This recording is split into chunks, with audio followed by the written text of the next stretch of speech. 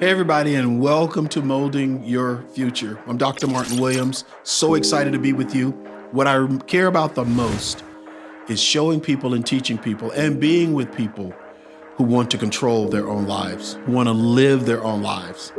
That's what I want for you most of all. We're in this great new season called Dreams. It's what I love talking about, and we're dealing with paradigms first. We've answered 3 questions so far concerning paradigms, and today I answer the last one. And the last question in paradigm is, how do I change my paradigm? I know what it is now. I've studied it. I've spent some time figuring out what my mindset is, my boundaries, my limitations. Man, is there any way I can change this? Let me tell you something, man. I was 13 years old, and a bunch of stuff was going on in my life. I'm in Mississippi. Both my parents had died. And at the funeral of my father, the day after, people were inside our little house, a little shotgun house in Mississippi, talking about the children. 4 of us left in the house.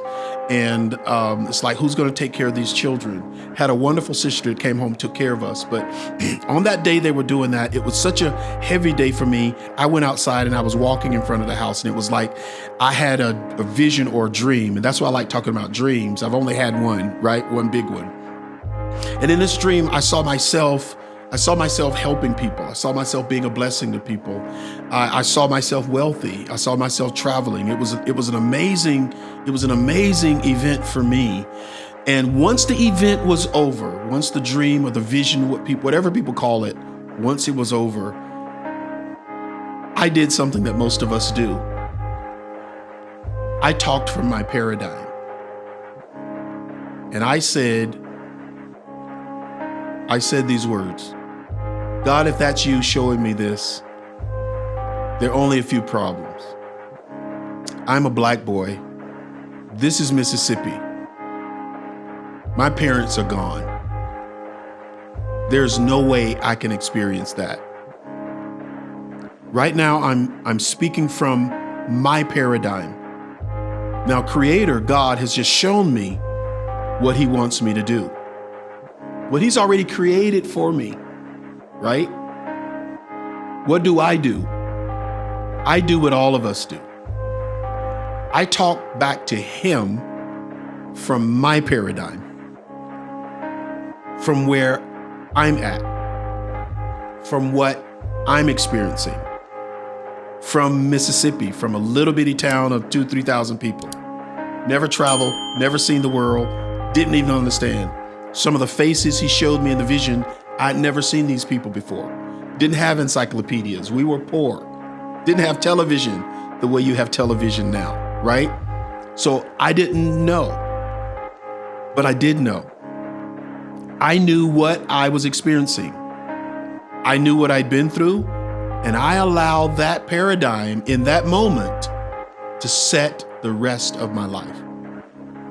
I told Creator what I would not be able to experience, where I couldn't go, the people I couldn't be friends with. He's showing me people in this. They were white people. There were people of Asian descent. I'd never seen them though. I'd never seen these people. So now I'm talking from my paradigm. And here's what was said back to me in that moment. Amazing. I was told, Martin, I'm not black. And I don't care if you are. He said, Martin, I'm not from Mississippi. I own the whole world, the whole universe. So since 13, I have been working every day to change my paradigm because it doesn't match his. What if your paradigm doesn't match the Creator's paradigm for you? What if Creator is trying to get you someplace that you can't see, and you're even fighting against it because you're stuck right now where you are? What are your paradigms that are not true? They don't match up with what's for you. What do you believe, and why do you believe it? What do you believe about yourself? What do you believe about people? And why do you believe it? Why do you believe everybody hates you and everybody wants to love you? Why?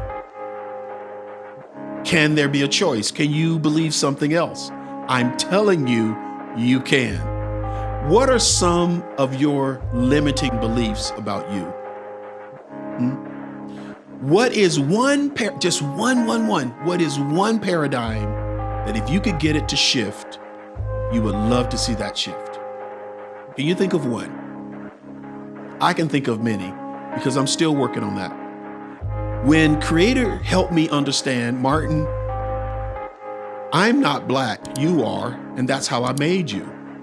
Now I'm showing you that you're going to have all these wonderful relationships with people around the world, people of different skin colors, people of different voices, people of different languages, people who dress differently than you. People visit my office now and they ask me, what are those wooden shoes? And I said, those wooden shoes represent people I would meet. I hadn't seen people who walked around in wooden shoes. You know, what's the Viking hat for? It was a little girl that I saw that had that little Viking hat on. Never seen eyes that blue before, or hair that yellow, or skin that pale. But she was my friend in this vision I was showed. So for my whole life, all I've been doing is pushing those paradigms. Because that's what's for me. And friend, you have some stuff that's for you too. And it's your paradigm that keeps you away from those experiences. And that's why I'm here, to make sure that you understand. What do you need to understand? This is how we do it. You need to understand that you have two minds. You have two. You don't have one. You have two minds. You have a conscious mind and you have a subconscious mind. You got two. Conscious, subconscious. Your conscious mind is objective. It's an objective mind. It decides everything you do. Everything you do, your conscious mind tells you to do it consciously. You're calculating, you do stuff built on your paradigm. But your subconscious mind is different. It's subjective. Now watch this now. Your conscious mind can feel, it can think, your emotions are attached to it, right? But your subconscious mind, there are no emotions attached here. Your subconscious mind doesn't do all that. It doesn't have to do all that. Now listen to me now. Your subconscious mind only reacts to what's been stored in it. Your subconscious mind is where you form your real paradigms. Your conscious mind lives them out. Watch this now. Your subconscious mind has decided how much money you can have. Your subconscious mind has decided who you can like and who you can't like. Your subconscious mind has decided where you can live and where you can't live. It's already decided that. So now when it comes to where you're going to buy a house, you calculate and do everything consciously and you decide we can live here because we can't live there. But it's built on your subconscious mind. I call it your undermind. All of us have an undermind. We have an undermind. I had a Mississippi undermind, a poor house undermine, an oppressive undermine. That was my undermine. So when it came time for me to look at life, I looked at life consciously, made decisions consciously based on my undermine, my subconscious mind. Your subconscious mind never sleeps, never slumbers. It's up all night. It's up 24/7. It will be up until you die. Period. And when you die, your subconscious mind, your soul, goes back to Creator. So you got to understand how to live from your subconscious mind. And you want to always leave that open to new ideas. You want to leave your subconscious mind open, and you'll find yourself consciously making different decisions every day. Because you're literally saying to your subconscious mind, I'm open to the truth. I'm open to the truth every day. I'm open to the truth from whoever it comes from. I'm open to the truth from a little girl. I'm open for the truth from a little dog. I'm open for the truth from an old person. It doesn't matter. Wherever that truth, I'm open for the truth, even if it comes from a person I don't like. Because my goal is living my own life. My goal is controlling my own future. My goal is molding my own future. That's what my goal is. So all the other petty stuff about other people and people I don't like, haters and all that other stuff, you don't have time for that. You don't have haters. You don't have friends. You just have teachers. Everybody's just teaching you something about yourself that you should go home and look at. Period. Bottom line. Am I making sense? I hope I am. So now your subconscious mind, here is how to change it. Leave it open. Number one, realize who you are. Listen to me. Realize who you are. Your spirit, soul, and body. Your spirit, soul, and body. No matter where you are, no matter what religion you, or even if you're atheist, you're all the same. You're a spirit, you have a soul, all of that lives in a body. Your spirit is always perfect. It's your soul that you're working on. Your subconscious mind is in your soul. It's a part of your reasoning, decision-making properties. That's the part you're working on. Embrace, number two, embrace your subconscious mind. Embrace it. Fall in love with your subconscious mind.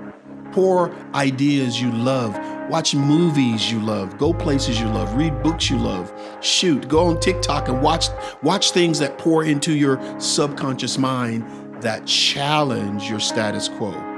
All these things that challenge where you're living, challenging how you're living, challenges your physical body, challenges how you think, and just open your mind to it. And what you'll see is that the more you keep putting in your subconscious mind, what do you watch right before you go to sleep at night? What do you watch? Are you scrolling on Instagram? Are you watching the news right before you go to sleep?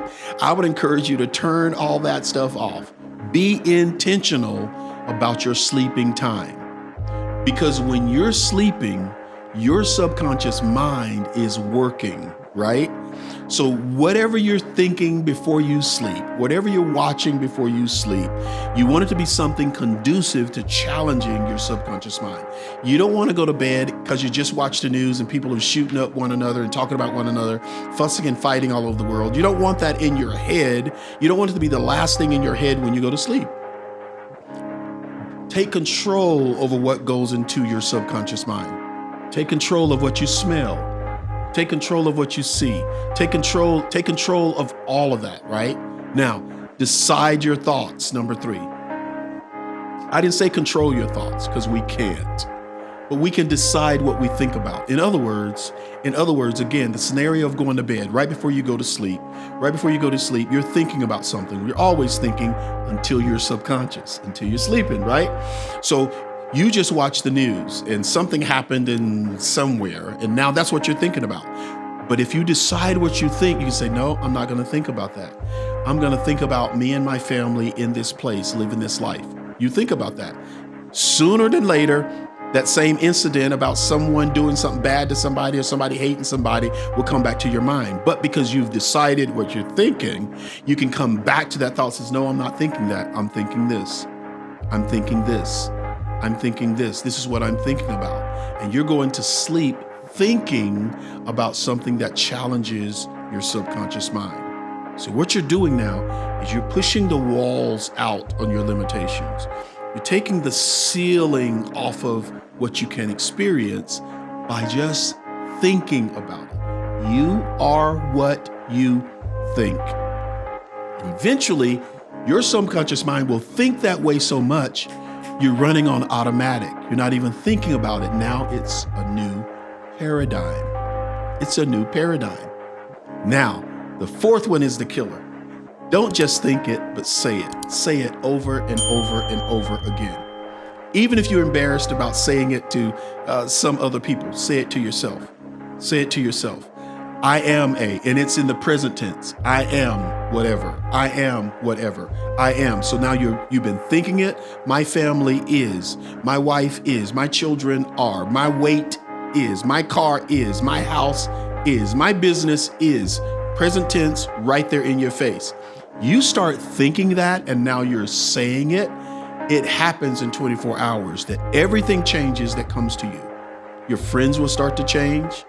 Everything around you will start to change because now you are working on your paradigm. Someone asked me, is it better for me to go work hard at work?